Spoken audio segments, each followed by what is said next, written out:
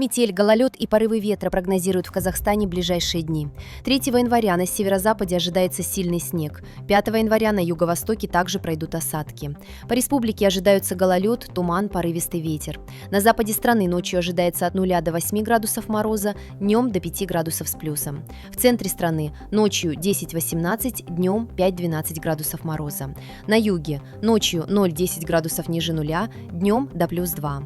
На юго-востоке ночью 0,5, в горных районах 8-13 градусов мороза, днем до плюс 3, в горных районах 5-10 градусов мороза. На востоке республики ночью ожидается 5-13, днем 5-10 градусов ниже нуля.